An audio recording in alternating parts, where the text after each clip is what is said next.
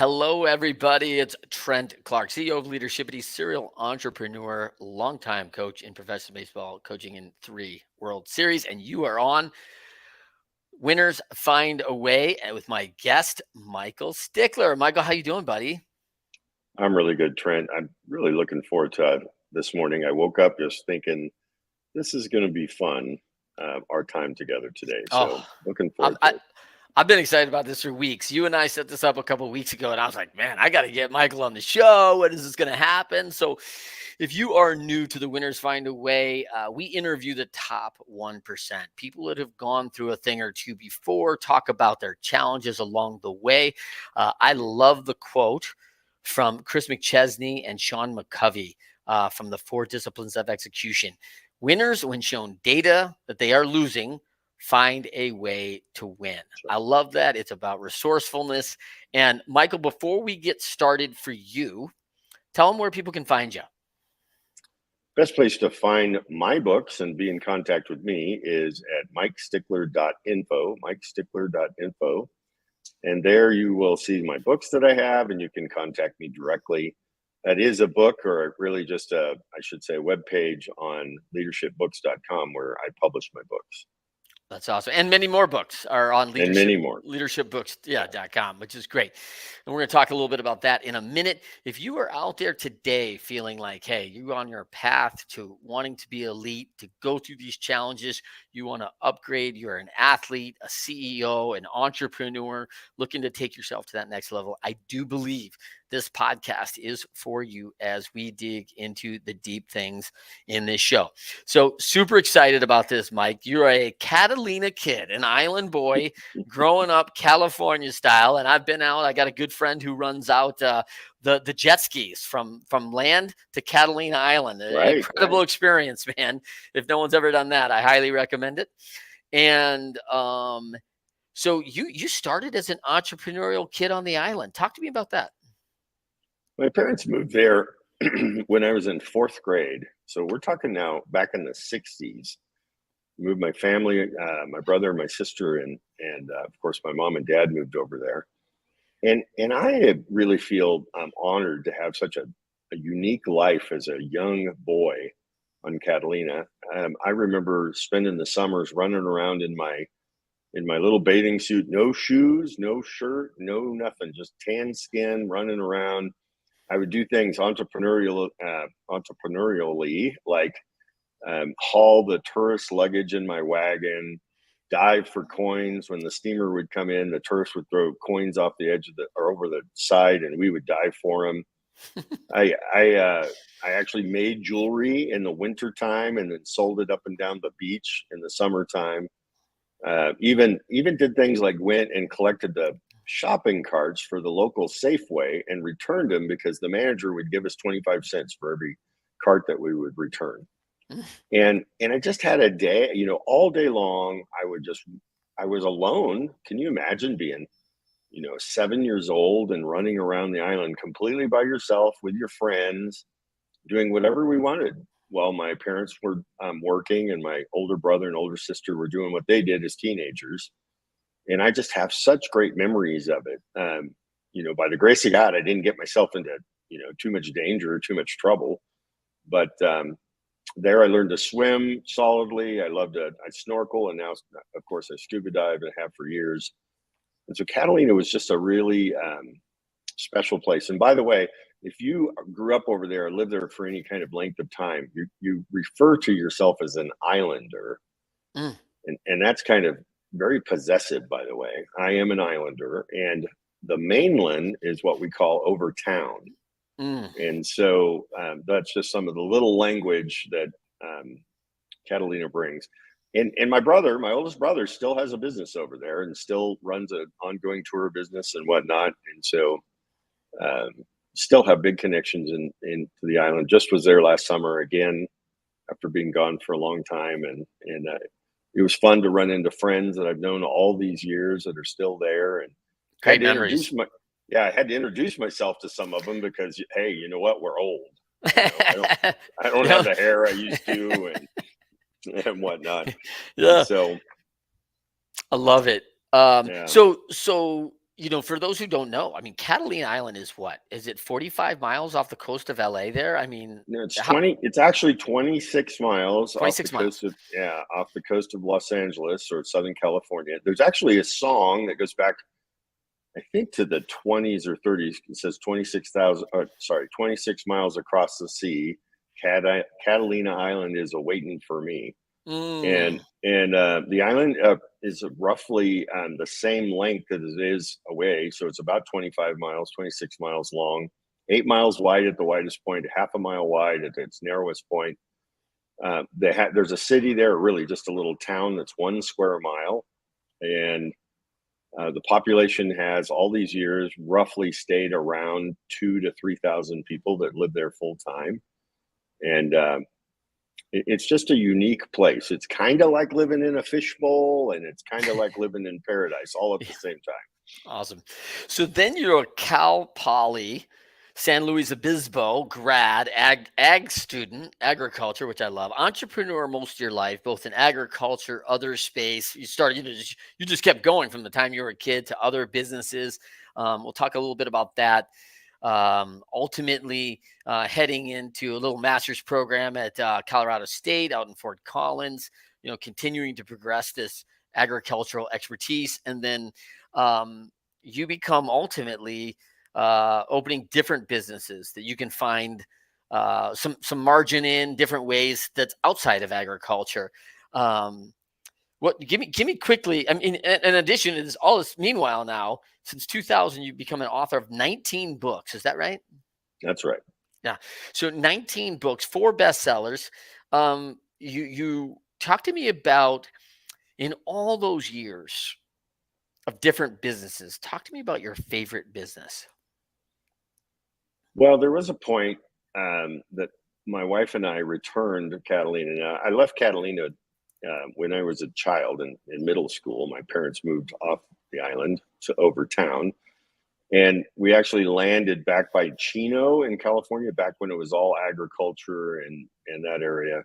And that's where my interest in agriculture really kind of was planted and grown. Yeah. But there was a period that my wife and I had, and our children came back to Catalina when I was about 25, and I had this opportunity to purchase kind of a dormant photograph concession. Now, boy, I'll tell you, I wish I still had this business. It was just such a sweet deal. So imagine, as you get off the boat to come to Catalina, enjoy the day, there's a photograph concession, and there is a marlin fish hung upside down. Now, it was a wood mock-up, hand painted, so it looked just like a real marlin, but it's hanging upside down. You got a rod and a descriptor board, where you could write the name of the boat and who was on it and all that. And you had the casino, which is the big landmark building there, and the Avalon Bay behind you. Mm-hmm. And I had this guy who was a hippie that ran it for me. Now, he was a certified hippie. Okay, he came from Ashland, Oregon. This guy was legit all the way. Certified. He would sit, certified, paper carrying hippie, and he had a bamboo flute that he made, handmade, and he would sit out there and play that song 26 miles across the sea, and basically just hawk people in to get their pictures taken. It was way back when we still had Polaroid. So we would charge $10 for a Polaroid, $5 for your own camera. And then he and I would split it. And every day he would walk into my office on the island and hand me an envelope between $300 to $500 every single day in cash. I mean, talk about a great business. I didn't do anything. All I did was just collect the money and stick it in my pocket, bank it, and yes, I reported it.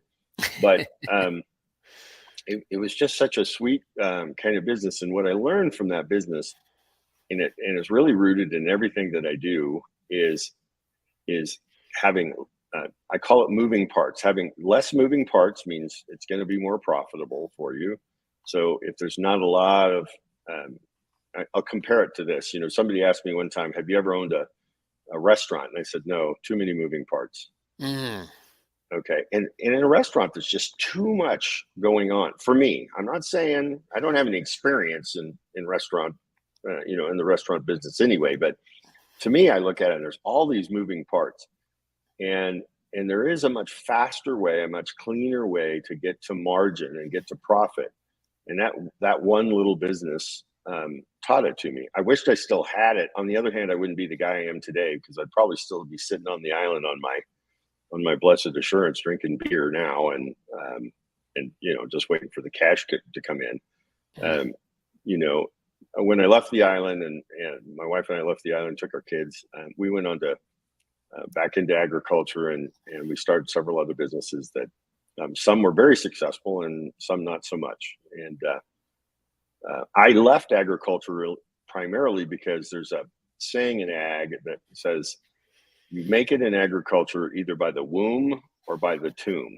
You're either born into it or you die making it. And I just remember, talk about moving parts. There's a ton of moving parts in agriculture. I just realized that I could figure out some other ways to make a living, and then do the agriculture on the side, like through investments or as a vocation or something like that, and fulfill both. And so I went on to a lifetime of being an entrepreneur primarily. That's so great. We're going to dive into your consulting business, which was a pretty sizable one for nonprofit, based on, faith-based initiative, which is very cool.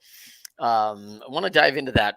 Before we do that, you've got these books you've written. Probably a lot of people may know your name, Michael, for the book you wrote about Clive. A couple other ones, Life Without Reservation, big seller. What's one thing that most people don't know about you? I'm a horseman. Most would say, are you a cowboy? No, I'm a horseman. A cowboy is a job. And it's true that, you see somebody that's in agriculture, wears a hat, cowboy hat and all that, lives in the West. It's true that generally accepted, you would consider yourself a cowboy, or you accept the idea. But a horseman's a little bit different. A horseman spends his life trying to learn the language of a horse, and how does it interact with a human being, and how to best interact with a human being. And I as a young man, I fell in love with horses, and really just latched on to making it a lifetime learning experience. I trained under 2 Hall of Fame horse trainers, and then a bunch of others, and then I went out on my own for a period of time and trained horses. And I'm still think of myself as a horseman. I still understand agriculture. I don't ride as much as I want to these days, but other interests and other responsibilities kind of overshadow that.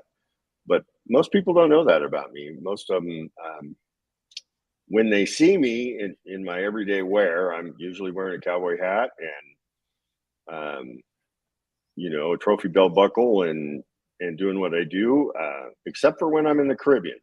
It's too hot down there. Right. That's another secret to most cowboys. They know that when it's too hot to wear that clothes, they strip right down to their shorts, wear their flip-flops, and show off their farmer's tan. It's okay. All right.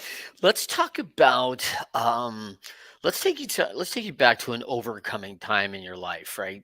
And let's go back to this challenge. You own this business, and you've been given a grant, to my understanding, right? Walk me through this. You have this consulting company for nonprofit businesses, primarily churches, other nonprofits, and you've got a grant from the Bush administration's faith-based initiative. Yeah, faith-based initiative, right? And so with that, you're going along pretty well, but then we get a change in government. We move in, and Barack Obama becomes president. The Bushes are out. There's going to be a change, and what happens then? So several things happened. I was my company, which was a for-profit company, was awarded a grant to train nonprofits in the state of Nevada in sustainability, and it was a $1.5 million grant. So we got $500,000 each year for 3 years, excuse me. And And as you mentioned, our business was a pretty ongoing concern. We had 3 offices, only one in Nevada, one in Texas, and one in New Jersey. We employed about 25 people, and things were going really well. But what was happening in the background, and I didn't really know it, was that my business manager, the person that was running all the business, the finance, the taxes, everything, she had gone through a divorce, and she started a little at a time embezzling some money, and then more and more as it went along. And then the government noticed that it was being taken out too fast out of the grant money, and came out for a friendly visit. They just wanted to have a friendly visit with us. And and that's how they framed it. Well, I had a previous commitment in Egypt.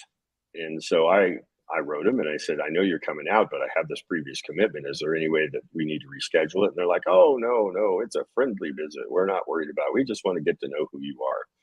And if you've got you already have this plan, don't worry about it. So I went on to Egypt. My business manager met with them, and what turned out to be a friendly visit wasn't so friendly. What they were very concerned about is how fast this money had been withdrawn. Now, people don't understand. A government grant is a reimbursement grant. You have to spend the money, meaning I had to come up with my own money up front to do the things that the grant said, and then you had to submit the receipts back to get reimbursed for it. Okay. People think you just were handed $1 million, and no, Not the case. It's not how it works at all. And so, when I got back from Egypt, I recognized there was a real problem, and this was roughly 2009. I'm going to say. Well, also what happened at the same time was the Barack Obama administration came in, and they kind of made a big deal out of the fact that the Faith-Based Initiative Office was still going, but it wasn't. It went from in January when Bush left and Obama took over, the Faith-Based Initiative Office went from 125 people to one person answering the phone sometimes. Okay. So really there was no real desire for that to go forward. Okay. And so what they were doing also was trying to close down the activities around the Faith-Based Initiative, the awards and whatnot. And so long and short of it is 5 years later, they sued me for all of the money in the grant. So they basically sued me for about $500,000 of what we had spent. And unfortunately, I'd gone into year 2 also, and I'd spent all my money going into year 2 on this grant. And they never reimbursed me for it. So I made the mistake, and I'll tell you that I made the mistake of countersuing him. And when I countersued him for the whole amount of the grant, and then I won. Okay, how did I win? By default judgment. They didn't answer my countersuit. So when I filed the first default judgment, they cried and went to the judge and said, we're the federal government. We're really busy. You can't do this to us. And so the judge gave them 60 more days to file an answer. 60 more days came and went, and they didn't answer that. So this time the judge was giving us the default and asked us to prepare a claim. And while we were preparing the claim, the government turned around and went after me criminally. And their claim is that we embezzled money. Well, at this point, I didn't see it as embezzlement at all. I didn't even realize that the money had been taken at the scale it had, because it turned out was my business manager was actually embezzling the money a little bit at a time, and it got to be more and more. And ultimately, she ran down to the government and got immunity with them before they even got the investigation going. So it got all thrown on me. Now, what happens with a criminal case is the civil case stops, and then they throw all the weight of the government on you for the criminal case, and it's hard. People don't understand. They leak to the media. They go and threaten all your friends. They call you names. You just can't even imagine. And that went on for years as they did that over and over. And I finally had my trial. She stood on the stand. I give her credit for this. She stood on the stand and said, "Yeah, these are all the checks that I wrote to myself or to my maiden name. I did it because I didn't want the banker, the teller to know that I was taking this money." She said all that. Okay, why not? She didn't have anything to lose. She had immunity, and the jury still found me guilty. And people ask me, "Well, how could that be?" And I said, I don't understand it. I've read that transcript now, from the whole trial, because it went on for better than a week. I don't see what they saw. I don't. But nevertheless, I ended up being, they were going to send me to prison for 10 years, okay, for what amounted to $200,000. And I hired a new legal team, probably the legal team I should have had. And they negotiated, and what they did was they negotiated with the prosecutor that if they gave him back my civil suit, which was now set for $13 million, which is what the government was going to charge me, was going to pay me. They gave that back to me, back to the government. In other words, dismissed it, that the government would agree to 27 months of me being in prison. And I didn't like it, but I have to tell you, Trent, 10 years, 360 months was scaring me to death. 10 years was scaring me to death. And so, or better than 10 years. And so I ended up making that deal with them, giving back the civil case. And then at the very last breath, after everybody signed the agreements, the U.S. attorney in Las Vegas said, "No, I want 30 months. And I just asked why. I mean, everybody agreed to this. Why now 30 months? Why 3 more months? He said, "Because I can." And so we redid the paperwork, and I accepted the 30 months. And then when I went to my sentencing, think about this for a minute. I went before a federal judge, the person that's supposed to dictate who's going to prison for how long. That was her job. And we came in there with both parties signing a 18-page, 15-page agreement that this is what the government has decided I should get. And then she just went along with it. Just like that. And off to prison I went. And now, in fairness, I didn't go, that's probably a little too grandiose. It was about a year later I went to prison. But still, I ended up at a federal camp in California, a federal prison camp. It was not a hard thing. People asked, how hard was it? What was it like? Were you scared? And I just kind of joke, and I said, "You know what? This is club fed." It was kind of like going to a Christian men's camp with a lot more cussing. It just wasn't. It wasn't a hard thing, but still, you're separated from your family. Your reputation is ruined. I still have people who just think I'm a terrible, terrible person. Yeah. That I was a terrible con artist. They positioned it that it was a charity fraud. I didn't run a charity. I ran a for-profit business. Okay. They all kinds of things. So by some people, I'm just looked at as the worst person in the world, and how horrible can I be? Even now, all these years later, it's been 10 years since this all happened. And yet, and you and I were kind of talking offline, where did you kind of, have your moment? Well, that first 8 months that you're locked up, you're foolish if you don't do some serious self-assessment. Okay. If you don't do some serious, you're foolish. And there's a lot of guys that don't do any self-assessment. But the fact is I was a pretty well-known guy, had a pretty ongoing business. I had 25 families dependent on me for their paychecks. All these different things were going on, and all of that was ruined and destroyed and taken away from me. And I had to just sit there and ask God, what, what are you trying to show me here? Mm. What are you trying to put in me or take out of me? If something isn't going the way I thought it was going to go. And um, out of that came a new perspective on the 5 areas of stewardship that each of us is called to live. And that's an area that I spend most of my life talking about now. Let's talk about those 5. What's number 1? So most of us understand. Okay, so stewardship. Let's just talk about that for a minute. Stewardship is the idea that somebody is given you something that belongs to them, but you now have full control over it, stewarding it. Yeah. Maybe somebody loaned you your car, or when you rent a place, a house, you are now the steward of the landlord.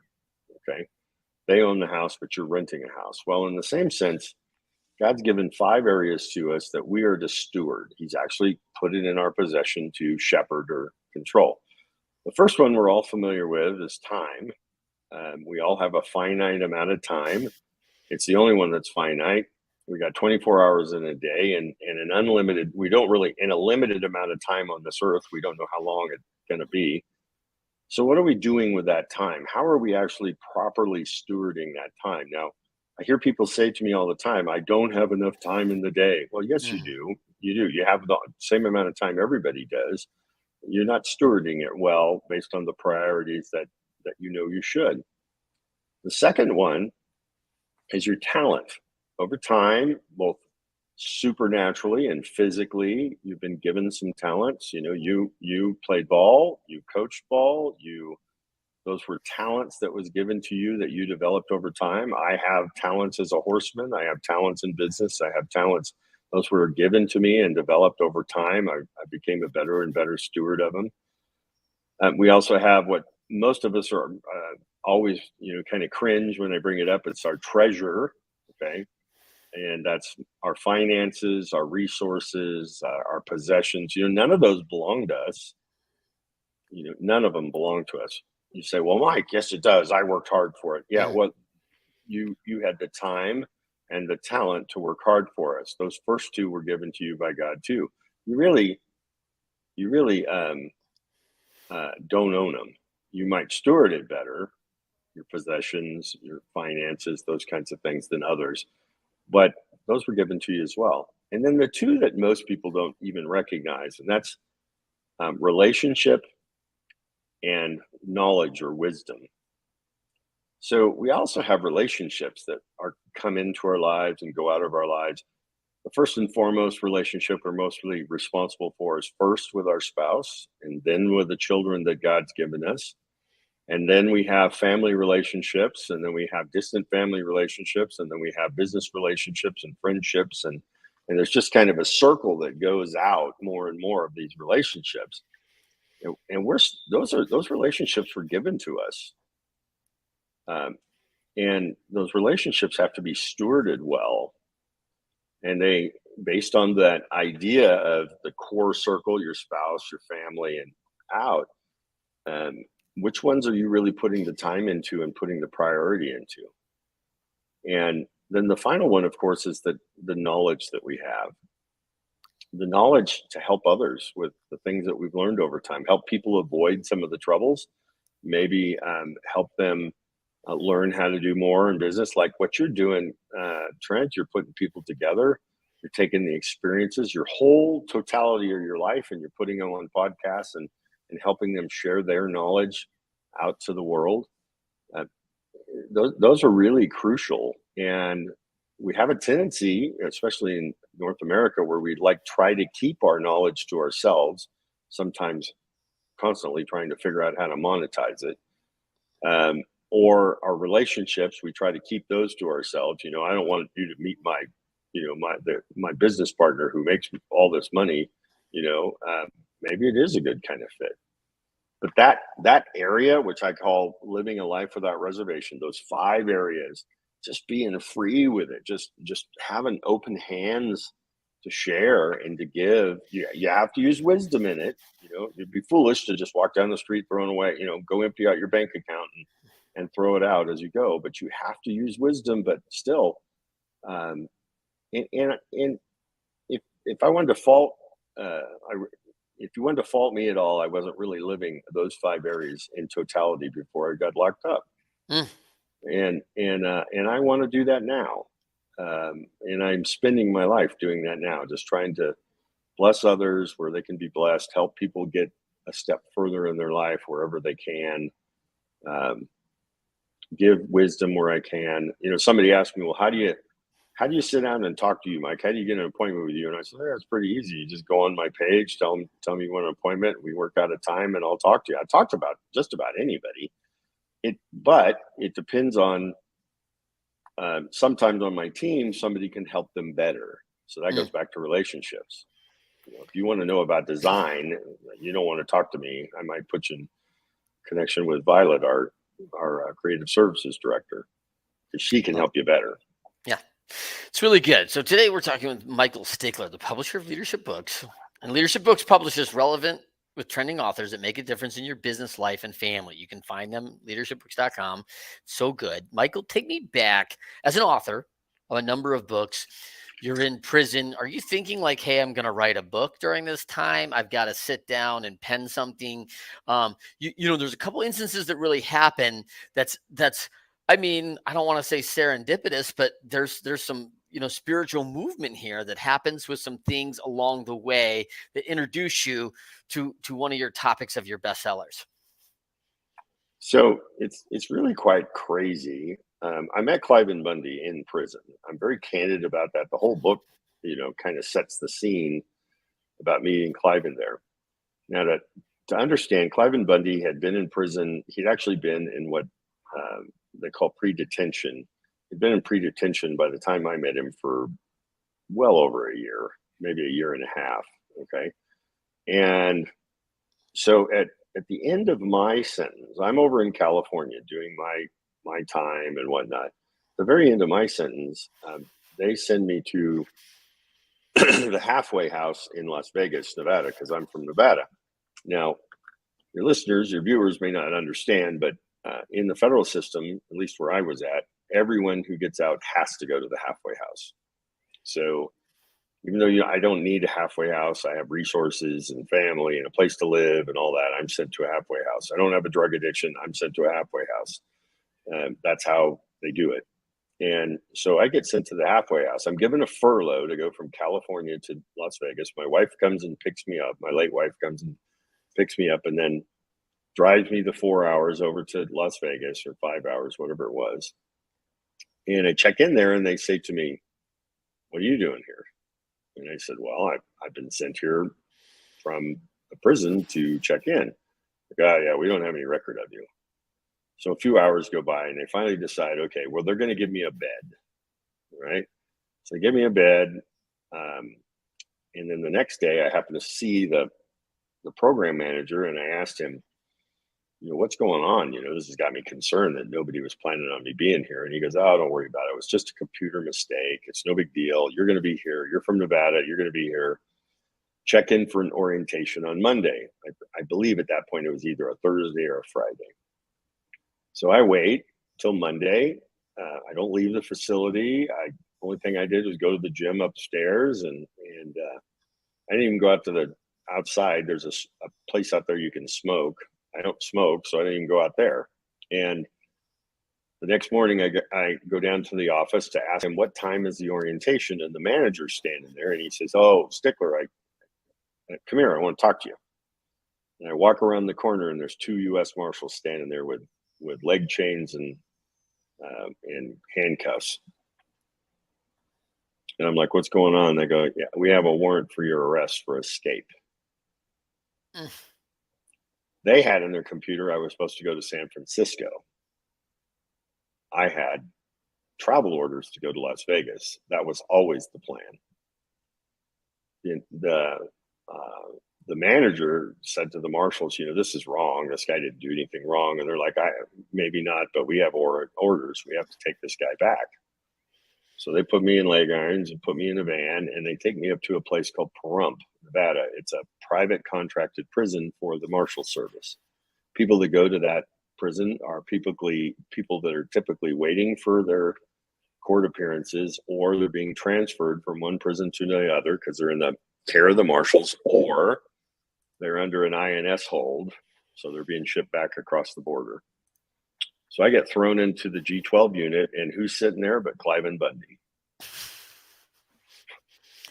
And if Now, people don't know Cliven Bundy's backstory really quickly, it was a national news story of what happened to Cliven, which was over, something very near and dear to everybody's heart right now, which is, the Second Amendment, right? yeah. So give us a quick background on Cliven's story of why he was detained.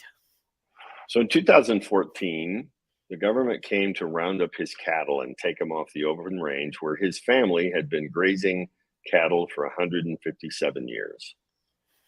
And long before the Bureau of Land Management was in existence, long before the laws and rules of how they graze cattle today, and he was grandfathered in, all right. But through a long story, the BLM wanted his cattle off the land, so they got a federal judge to issue a trespass order so that they could collect his cattle and put them in a pen, and then the warrant, the judge's order was to return the cattle back to Cliven. That was the warrant. Though, just on a side note, they didn't try to do that. They actually tried to take them straight to a stockyard in Utah and sell them. They actually paid that stockyard in advance, $87,000, something I've never heard of before. Stockyards get paid a commission for the sale of the animal.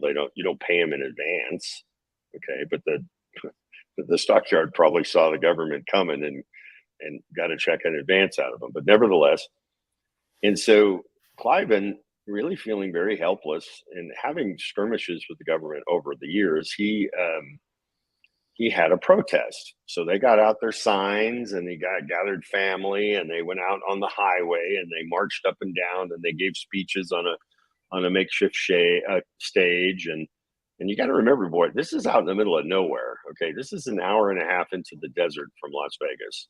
There's just not a lot of people around. And during those protests, maybe 50 people came on like their lunch hour because they got off work and they came down and they wanted to support Cliven. But mostly it was just him and his family until the government escalated. And when they escalated it, they brought in 200 armed federal agents. They built this giant compound. They had sniper teams surrounding his family.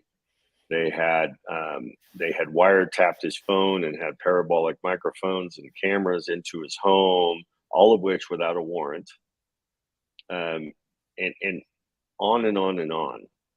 And so it got some primarily social media attention, which raised up people all around the country, as far as away as New Hampshire, mostly from the West, but as far as away as New Hampshire, and people all responded and decided they were going to come to Nevada and protect this unfair attempt to gather Cliven's cattle.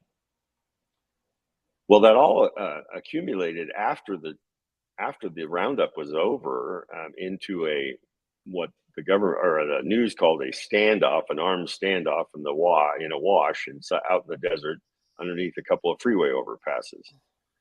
Attracted national news, driven by several different sources. Some people hated him, some people supported him. And here I am at this point.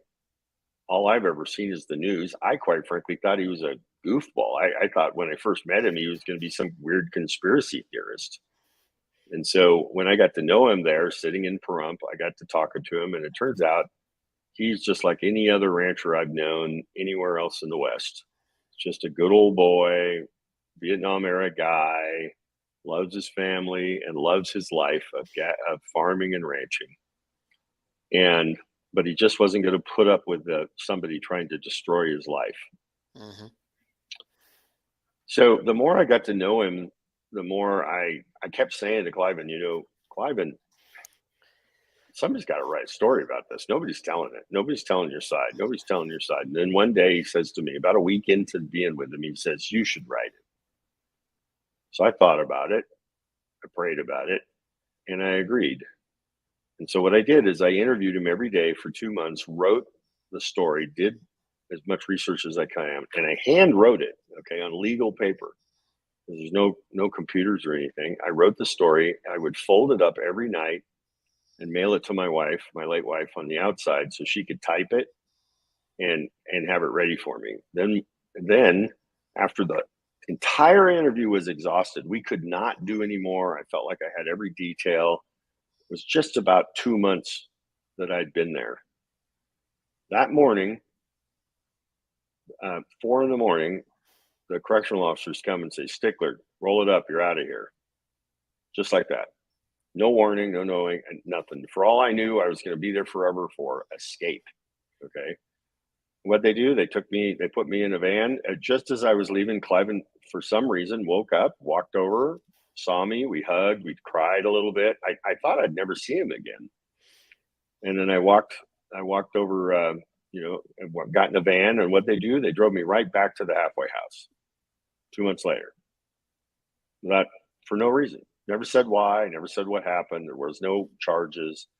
And I just think it was just providential. God wanted me to be in Las Vegas to go meet this guy so I could write this book and tell his story. And I spent the next 3 months researching everything that Cliven said. And then I actually, right after that, I went home for a while, and then I came back because Cliven's trial, his criminal trial was starting. And I was there for every day of the criminal trial. We thought it was going to go on for 2 years, and it lasted 15 days in front of the jury before the judge just finally threw up her hands and said, "I've had enough. This is wrong what you're doing to this guy," and dismissed the case. And she didn't just dismiss it. She dismissed it with prejudice. Now that's almost unheard of in a federal courtroom. Usually if you go to trial like me, you're going to prison, period. And then they're going to give you 400 years, which is what they're trying to do to Cliven. They called him a domestic terrorist. They talked about all the people that were there with guns. They talked about, it was just one big giant fabrication. But the only thing they had right was his name, but the rest of it was made up. And so I wrote the definitive book on it, thoroughly researched it. I also, once it was dismissed, the government took it back 2 years later, took it back to the Ninth Circuit Court of Appeals. I was there for that, and wrote about it. And I just felt like it was a book that needed to be told. And it was the first book I wrote that was not a Christian book. And at that point in my life. And the title of that book is? Cliven Bundy, American Patriot. American Patriot. Man, that's good. So, I mean, what a crazy tale. I mean, as an entrepreneur recognizing like your fate, of like them deciding, the U.S. government deciding that, hey, you have all sorts of, for business owners, you have all sorts of expenses that go through your business: profit, loss, customers, clients, income, all sorts of different things. And to assess that now the embezzlement is of our funds, of which we only gave you 1/3, and you already spent the other 2/3, right, that you ended up not being able to repossess on, and then suing That's you right. for the total amount, which is unheard of, right? Right. And then losing that in a countersuit. It's just, and like you said, a little, you won, but like not exactly a win, right? Like, careful what you wish for, right? So this is probably one of the biggest challenges you've overcome in your life. And, if you had to look back on something, say quickly, maybe 2 things for people. I mean, I love the 5 things to assess very quickly, but are there any other things, like someone who's going through something right now, should be a factor, should be factoring in if you're going through the stresses and the strains of this right now? You had a heart attack during that first round of this trial.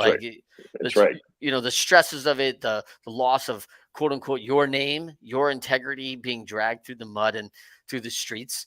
And possessions and money. And I mean, it was stripped of, man. Right?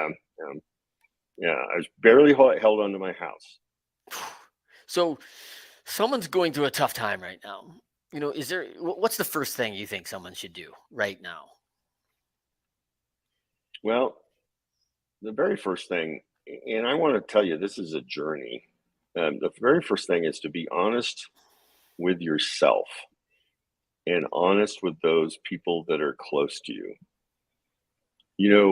When I was going through this trial, they made so many statements about me, and people who I knew and loved made so many statements about me. Mm. I even started to doubt it myself. I looked at my wife one day and I said, am I crazy? Am I self-deceiving myself here? Am I really this horrible person? And I'm Yeah. just so busily being in denial that I don't see it. And you know what? She cried and she looked at me and she said, Mike, no. But if you don't believe it, who you are, nobody's going to believe who you are. Mm. And she and I were close. Okay. And I use that in the past tense because later on she passed away of cancer, but she and I were close. We were best friends. Had a 40-year incredible marriage, raised great kids, about as close as two people humanly can be. She knew me. We had a thing of honesty between us, like very few people have. So the first part is be honest with yourself, and then secondly, be honest with the people that are around you. Yeah. Right. And if you haven't been practiced at doing that, recognize there's going to be an adjustment period where people will not believe you or have a trouble understanding why you're telling them the truth now. But what's funny about truth is when you really tell the truth about what's going on in your life, the light just shines into your life and everything can be seen, and people will deal with it. The people that love you will deal with it. Yes. And the people who bail on you weren't your friends anyway. Okay. And so that's the first two things to do. Okay. And then start evaluating. You said something at the beginning of this I so agree with, is when it isn't going well, you got to start evaluating, how can I be an overcomer in this? And so I made some steps, like I went to my church leadership and I said, look, it looks like I'm going to prison. How can we best do this? And they decided to send me, like, even though I was convicted, they decided to send me there like a missionary. Yes. Okay. I decided to go there to make a difference in people's lives, not to be miserable and gripe and grumble and yell at my wife over the phone and all that kind of stuff. I decided to go there to make a difference. I also decided to go there to make a difference about my own health, what caused me to have a heart attack. And the whole time I was there, I trained like an athlete. I lost 70 pounds and got back a fitness level I haven't had since my 30s. Why not? Yeah. You had the time. I had the time. And it was hard. I mean, my goodness, it was hard. But, now I have, literally a new direction in life, and I'll probably live. Back in 2012, I might not live to 20 more years, but now I can do anything I want now physically that I couldn't do before. And it's not just about losing weight. It's just like, as an athlete, it's about getting in shape like an athlete. No, I wasn't going to compete. I was in my 50s then, but still training like one really made a difference. For sure. So look at the assessment, take the hard assessment of your life and figure out where it's at. And then I chose to just go where God's going to lead me with my books and the things that made me happy. And boy, am I happy now. And I'm successful at it. My books took off. Isn't that interesting? My first book hit bestseller status in 2013 before I went to prison. Yeah. And you wrote that in what year? I wrote that in 2011. Okay. And then I fought with my publisher to get it back so I could release it in 2013. Yeah.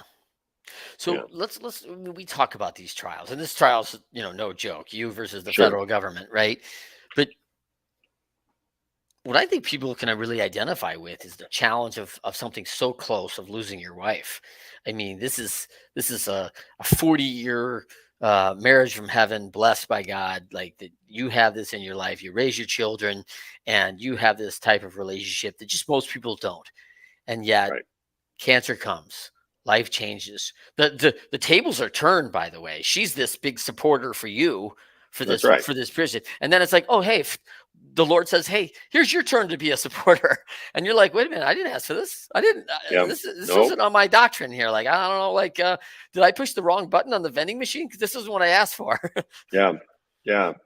And most people, not only that, but in our personal lives, we had gone through this big trial. We finally were out of it. Our lives were starting to get rebuilt. We were starting to make a living again. Things were kind of starting to move pretty well. And then COVID hit. And then March of 2020, she had what was kind of like a stroke incident, which turned out to be glioblastoma cancer, brain cancer. It's a rare cancer, and it's terminal. And they told us that she would have 11 to 14 months to live. They called that she lived 11 months, and so we went through mourning together and through the whole process together of saying goodbye. And during that time, I talked to my pastor and I said, "Man, send me back to prison. That was way easier than this. Oh This yeah. is the hardest thing I've ever gone through." And towards the end, you have to be an advocate for her because our medical system is so siloed. Hmm. They won't talk to each other. You have to be an advocate. You got to be a friend. You got to be a strength and a supporter. You have to be that around to your children and to your grandchildren, to the neighbors, everybody that's around you while you go through this process of saying goodbye to the love of your life. Mm. Um, and those last 6 weeks, once she went into hospice, um, was a whole nother thing. It was something like I never played professional sports, but I played sports in high school, and I remember back in the 70s, we had Hell Week, it Yeah. was really 3 weeks. Okay. But, basically in those days, they would run us until we threw up every single day. That was the plan. Yeah. And I 2 days. remember how, yeah, Yeah. 2 a days and 3 a days. And I remember how hard that was. And that last 6 weeks was very much like that, where I was up 24 hours a day, even though I was fortunate that I could afford, care for her, having hospice nurses in and CNAs in and all of that. I lived out of town on a ranch, so they had to come away. But I slept right next to her in the den, and got up 2 or 3 times a night and took care of her. And we just, this whole process. And I remember going, man, I have never been so exhausted, never so, physically, emotionally drained. It was 3 a days for 6 weeks, Mm. and then losing her. And the way I kind of related is I had this great story in my, I'm an author, so I think like a book, So I had this great book that I was reading, and then I get to this chapter, and this chapter ends, and I'm like, oh my gosh, I did not see this story going this way.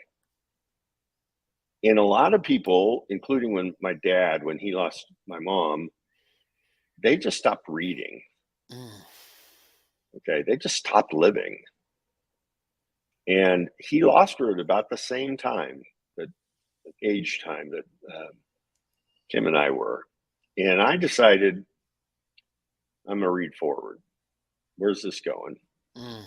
And I've been pretty happy with the way the story's coming out Yeah. so far. Yeah. Yeah, I don't know where else it's yeah, I going, mean, but listen, I gotta tell you, like, the time I've ever heard, like, "Take me back to prison," like, said nobody ever, right? right, Like, right. and yet Yeah, this is the exactly the right. the challenge and trauma that, is life, right? This is the Yeah, challenge, and I gotta tell you, Mike, this has been so good, man. I'm so thankful. Like, for everybody out there, just a couple of refreshers here. 5 things. We have 5 things in our life without reservation, right? To live this life. Time. It's right. finite. Talent. You have talent. You've been given them. Like I say this in business a lot, Mike. I mean, a lot of people that are very talented people that are not doing well. They're not contributing in their role. Right. And the thing that they're doing is they're in a role that doesn't execute on their talents, right? That's And right. so they're trying and they're doing their best even sometimes, right? But at the end of the day, they're in wrong seat, right person, wrong seat. Right. Treasure. Listen, we have things we value, but they're certainly things that the real treasures in this life aren't possessions. Our relationships with others so important, and just that constantly lifelong learner. What we preach, just wisdom, knowledge. You can't get enough. Mentorship, find them, get these people, Right. because what I always say to people, like, hey, listen, if you gain the knowledge, nobody can take that away. Like That's right. they can put you in your prison. You didn't lose your college education. You didn't lose your Nope. ability to earn. You didn't lose any of that from everything that was taken away from you because you had the knowledge, and so you just can't take that away from you. And first of all, that in that challenging time, get really right with honesty and being very open and honest about the challenge you're facing and your part in it, and owning and taking ownership in your role in this challenge. And then before you start talking about what you're going to do about it, especially those closest to you. So I love that. Going Trent, through that. I was thinking, kind of relating it back to baseball. One of the things that's cool about baseball is you guys keep records on everything, Everything. everything. And so if your batting average has dropped, you would be stupid to not look at it, Right. and say what's going on. But that's what we do when we get into this denial, when there's a challenge, when things aren't going well. We don't want to look at the stats. We won't do a honest to God, difficult self-assessment to find out where am I at? And then how can I improve? Yeah, and I think it's one of the things, and we talk about some of those 4 losing behaviors, right? When it happens, when all of a sudden you're losing, and one of those losing behaviors is denial. Like, hey, Right. Michael's got 18 points, Trent's got 1, and I'm like, no, I'm doing fine. No, you're losing. This Right. is good, Right. and we're like, no, I'm. The coach is like, hey, Trent, keep up your bet. You're doing great. Like, you're not doing great. Like, let's stop lying to kids. They know when they're down 18-1, it's not going great. Right. And so really quickly, I want to wrap with this. Is there a go-to, saying or verse that you're like, man, when things kind of get off the rails for me, when things are kind of getting off my life, this can level me very quickly, get me back online, take me back to foundational, Mike, and where I need to be. Yeah, it's a Bible verse. It's Galatians 5:1. And it says, "It was for freedom that Christ set me free. Therefore, do not return to the yoke of slavery." Now, in Mm, that verse, the Apostle Paul is speaking to the Galatians about legalism, but it applies, when we find ourselves, when we're in trouble and things aren't going right, we feel like we're enslaved. We feel like we can't move. We feel like we're restricted. We feel like we can't be at the top of our game. That's not how we're supposed to be. That's not where we're supposed to be. And when you are feeling that, okay, you've returned to the yoke of slavery. Get out of it. If you got to completely reinvent yourself, then do it. Okay. So that you can live a life that's free and wonderful and joyous. And I don't mean heaping treasure on yourself. I mean living a life that you can give it away however you yeah. want. Well, and I could apply that to your 5 too. The yoke of the yoke of slavery of time. Giving Right. people time that you shouldn't be giving, that you shouldn't be giving up. The yoke of slavery of talent. I'm spending all this time outside my talent, and now it's just I feel terrible about it. The treasure, we slaves toward money or a possession I just have to have that we find out That's never right. really gave us what we wanted. Relationship, the slavery of that being in really irregular and toxic relationship, and all of a sudden going, I'm a slave in this relationship. Like, you chose it and you keep choosing this Yeah. slavery, and and the wisdom, like, I refuse the knowledge, right? For me, Mike, as we thought about this week, I want to wrap with this. It was so important, that I always find something that speaks to me. And I heard this verse this week from Psalms 145:8 and 9. The Lord is gracious and merciful, slow to anger, and That's right. abounding in steadfast love. The Lord is good to all, and his mercy is over all that he has made. And all of us has been made by him. So we are all under that mercy, right? All the time. And it doesn't always feel like that every day. But here's a man who's gone through it. He understands that mercy is still there every day for That's him. right. Mike, thank you so much for being a part of the show today. It has just been awesome, and so grateful you could be here. Trent, it is a joy, and the work you're doing is making a difference. And so keep moving forward with the grace of God. All right. Thanks for everybody. Join us next time on the Winners Find a Way show every Friday, 12:30 Eastern, 9:30 a.m. Pacific.